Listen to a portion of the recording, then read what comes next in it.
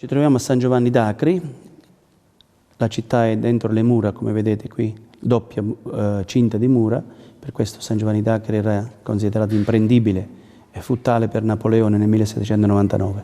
Ci troviamo a questo punto dove ci sono gli alberi e da qui inizia la visita dentro le sale dei cavalieri, la fortezza che fu tale fu la sede del Gran Maestro dei Cavalieri di San Giovanni e poi nel periodo ottomano fu la sede della prigione, delle sale di tortura e continuò poi ad essere prigione anche durante il mandato inglese e qui c'erano i terroristi che sabotavano il mandato inglese.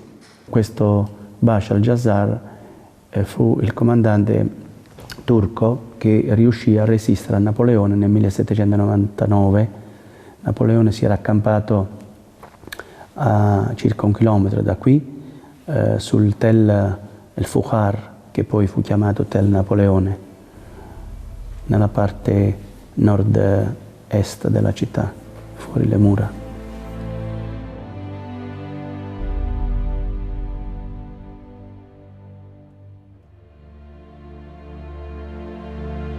Siamo già all'interno della fortezza. Una prima cosa che colpisce sono gli archi e la larghezza delle mura. La città medievale doveva svilupparsi in altezza.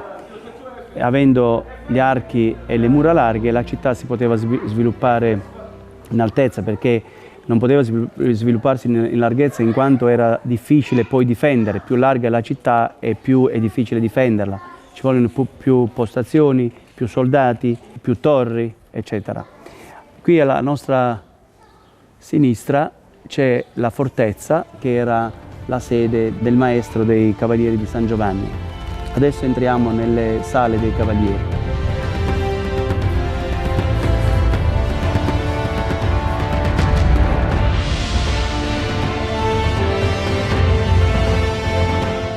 Qui ci troviamo nelle sale dei Cavalieri di San Giovanni. C'è una serie di sale comunicanti che servivano appunto a questi cavalieri, che erano certamente centinaia di cavalieri. Vediamo che qui le sale sono interamente scavate e restaurate. Alla mia sinistra una sala è ancora a metà, scavata a metà, e in fondo la sala ancora non scavata. Vuol dire che gli scavi andranno avanti. Infatti solo il 45-50% della città è stata scavata, tutto il resto è ancora da scavare. Certamente gli scavi restituiranno prezioso materiale che ci aiuteranno a capire meglio la storia dei Cavalieri di San Giovanni.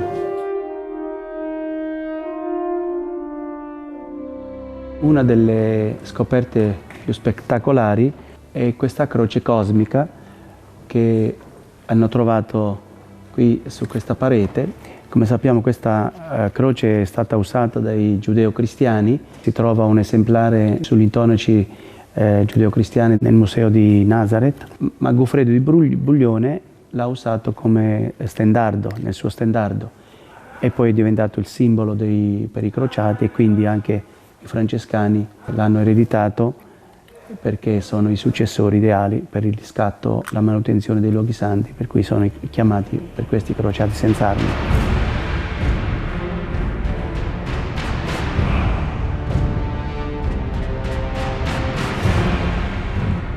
Qui siamo nel cortile dei Cavalieri.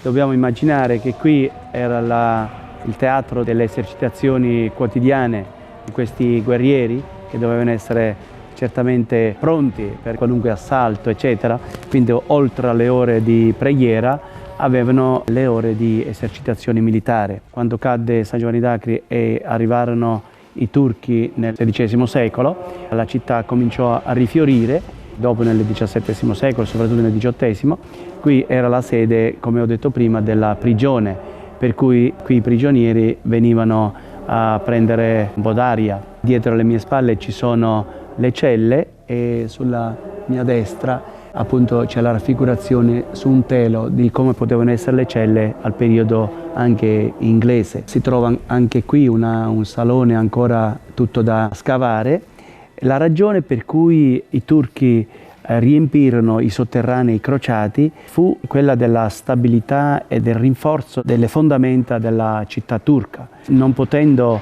costruire nei sotterranei crociati perché erano troppo mastodontici e difficili da mantenersi, riempirono i sotterranei naturalmente con danno dei pochi monumenti che restavano, come la chiesa di San Giovanni e le chiese di Sant'Andrea. A Roma direbbero: quod non fecerono due barbari, fecerono due barberini. Ciò che non avevano fatto i Mamelucchi fecero poi i turchi nella distruzione dei monumenti cristiani. E su questa base poi fecero rifiorire la città turca. Siamo qui nel luogo delle latrine dei cavalieri. Come vedete è chiaro che una comunità grande aveva bisogno anche di molti bagni. Attraverso le latrine, secondo gli archeologi, gli scienziati, siamo arrivati a sapere, per esempio, che età avevano i crociati, a che età media morivano, che malattie avevano, cosa mangiavano, cosa bevevano, eccetera. Sono state veramente una miniera di notizie. Questo è ciò che abbiamo saputo in questi ultimi 20 anni, perché sono state scoperte non molto tempo fa.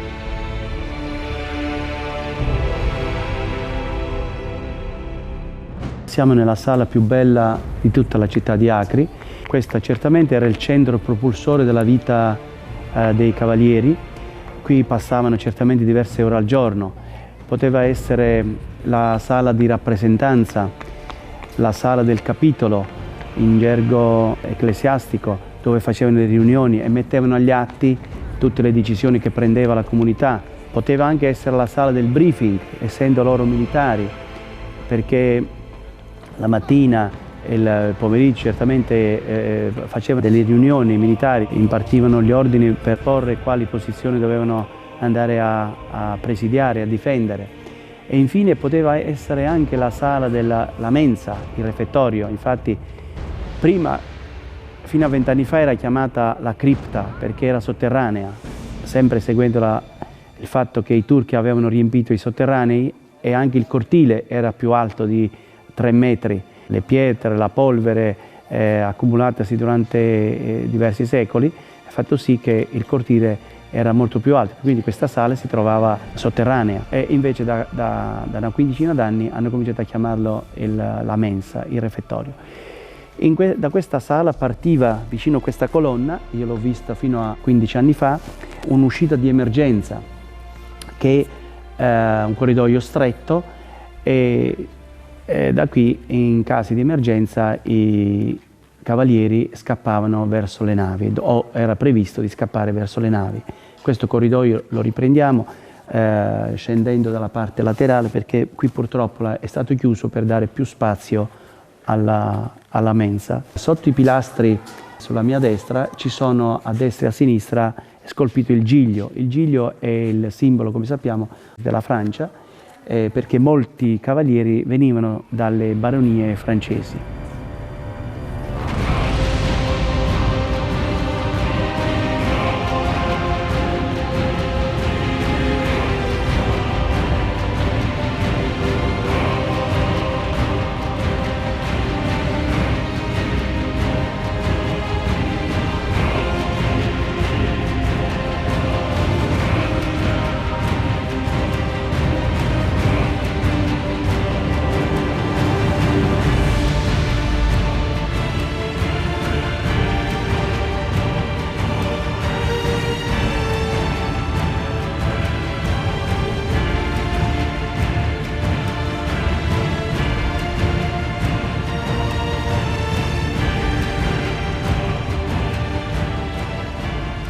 Stavano nel caravanserraglio delle colonne. Qui ad Acri arrivavano circa 60 carovane alla settimana, per cui Bashar al-Jazzar credette opportuno di costruire un quarto caravanserraglio. Giù nelle stanze a pian terreno venivano ammassate le merci, ospitati i cammellieri, i servi, eccetera, e nei piani superiori la gente, anche le famiglie che camminavano. Poi queste merci, dopo un certo periodo, prendevano la via dell'Europa sulle navi che venivano da Venezia, da Genova, da Napoli, da tutte le città europee. Il porto prima del 1700 arrivava fin qui Infatti nelle vecchie mappe, nella mappa del Sannudo, è ben messo in rilievo questo fatto che il porto arrivava dentro. Il porto nel periodo crociato poteva ospitare fino a 70 navi, per cui Bashar al-Jazar ha invaso un poco il mare per dare spazio a questo caravanserraglio, a questo albergo, a questo fondaco.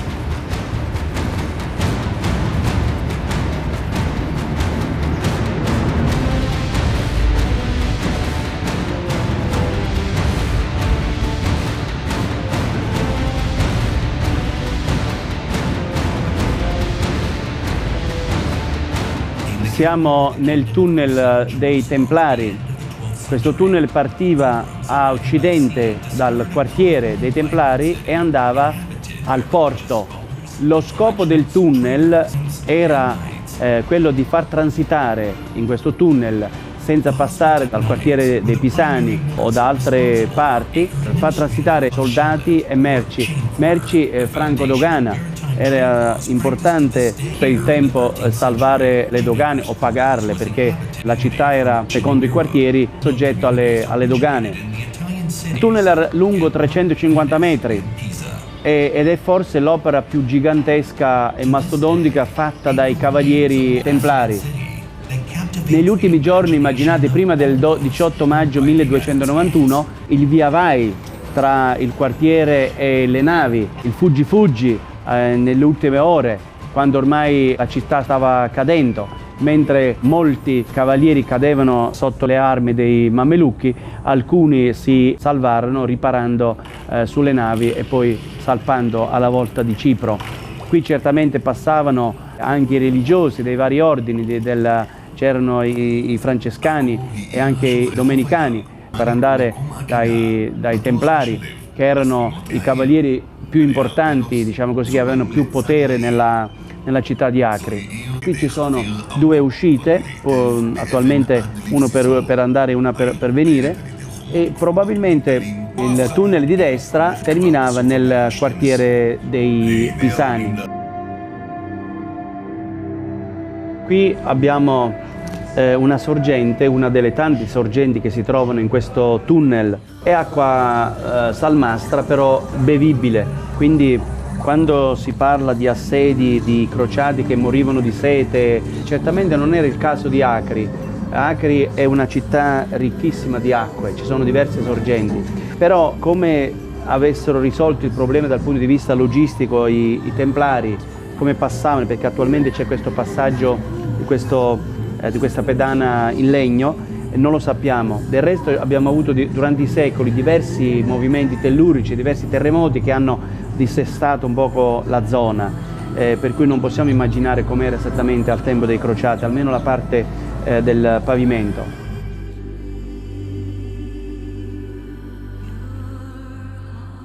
Qui siamo nel quartiere dei Templari, il confine era dove ci sono attualmente quei ruderi alle mie spalle. Il quartiere non fu distrutto completamente a partire dal 18 maggio 1291, ma fu distrutto parzialmente, poi le pietre venivano prese durante la ricostruzione dei vari edifici all'interno della città e le mura anche che erano state rifatte da Omar Daher proprio anche in questa zona, furono poi distrutte durante le guerre tra il sultano d'Egitto e il sultano di Costantinopoli nel 1840.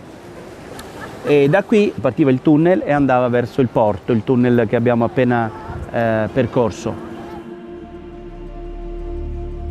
Ci troviamo vicino al porto, o il molo dei Pisani, come era chiamato dal periodo medievale a questa parte.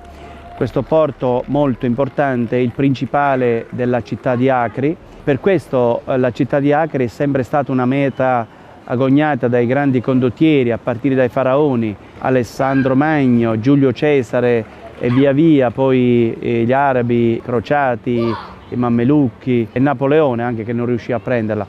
Alle mie spalle abbiamo la Torre delle Mosche, chiamata così dai crociati perché lì fandevano le pelli degli animali per essiccarle, per cui queste pelli è chiaro che attraevano migliaia di mosche e così in seguito continua a chiamarsi fino ad oggi la Torre delle Mosche, Hamoud el-Douban.